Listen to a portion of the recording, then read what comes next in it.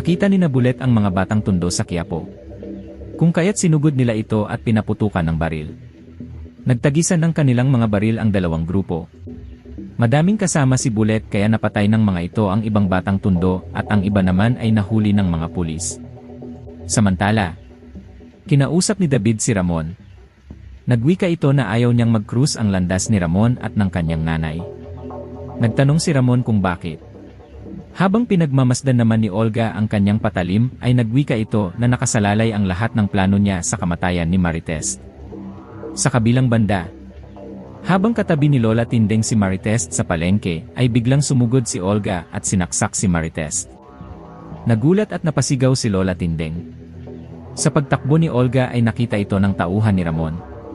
Nagsumbong ito kay Ramon na may sumaksak kay Marites. Nagwika si Ramon na kung sino ang sumaksak kay Marites at alamin nito. Sa pagtakbo ni Olga ay sinundan ito ng tauhan ni Ramon.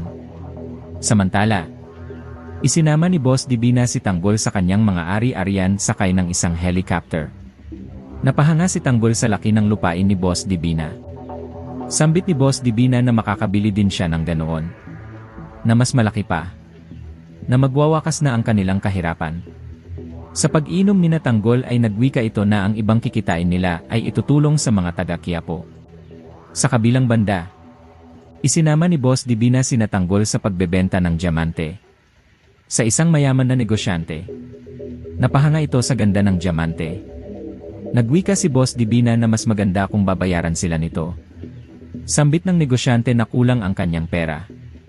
Galit na nagwika si Tanggol na mukhang isahan lamang sila. Sa pagkakataong iyon ay bumunot ng baril si Boss Divina. Sumigaw ito kung nasaan ang pera. Hindi inaasahan ng lahat ang pagsugod ng mga pulis. Naagaw naman ng negosyante ang baril ni Boss Divina. Habang hawak nito si Boss Divina ay nagwika ito na ibaba ang baril ni Tanggol. Ang mga highlights at recap sa Batang Quiapo. Ipinahanap ni Ramon kina Bullet ang mga Red Phoenix. Na kailangang magbayad ang mga ito sa ginawa sa kanya. Tumawag naman kay Ramon ang isang tauhan nito. Na nahanap na nito si Marites sa palengke ng Quiapo. Nagwika si Ramon na alam na nito ang kanyang gagawin. Samantala, sa bagong anyo ni Tanggol at Primo ay nagmukhang mayaman na ang mga ito. Nagwika si Primo na sana ay hindi nila pagsisihan sa huli ang kanilang pinasok. Sambit ni Tanggol na huwag na sana nilang pag-isipan ng masama si Boss Divina dahil tinulungan sila nito. Dagdag pa ni Mang Berting na sana nga lang ay huwag silang lokohin. Natigilan ang lahat sa sinabi ni Mang Berting. Sa pagdating ni Boss Divina ay natuwa ito sa mga bagong kasuotan ni Tanggol. Nagpasalamat naman si Tanggol dahil tinulungan sila na mabago ang kanilang buhay. Nagwika si Boss Divina na huwag munang magpasalamat ito dahil magkasosyo pa sila sa negosyo. Napalalaguin muna nila lalo ang kanilang pera upang mas lalo silang yumaman. Sa mansyon ng mga Montenegro, sinalubong ni Ramon ang pagdating ni David at Catherine sa kanilang mansyon. Masayang-masaya si Don Julio sa pagdating ng dalawa. Kita sa mukha ni Catherine na napipilitan ito sa mga gusto ni David. Sa kabilang banda, ipinakita ni Boss Divina kay Tanggol ang isang mamahaling baril at ibinigay dito. Nagwika si Boss Divina na bagay yon kay Tanggol. Tuwang-tuwa naman si Tanggol at nagpasalamat ito kay Boss Divina. Sa simula ng kanilang meeting ay nagwika si Boss Divina na ipararanas nito ang marangyang buhay kina Tanggol. Na basta sundin lamang ang kanyang mga sasabihin. Tumugon si Primo na marunong silang sumunod basta maayos lang at walang lamangan. Sambit ni Tanggol na kung ano ang kanilang gagawing negosyo. Tumugon si Boss Divina na kukuha sila ng mga lokal. Nagagawa sila ng mga peking ginto at ibebenta nila sa mga mayayaman. Kinausap naman ni Olga si David. Lalong naging mayabang si David at tumaas ang tingin nito sa kanyang sarili. Nagwika si Olga na alam niya ang ginawa ni David noong kasal nito. Na naandoon ang babaeng buntis sa kinakasama nito.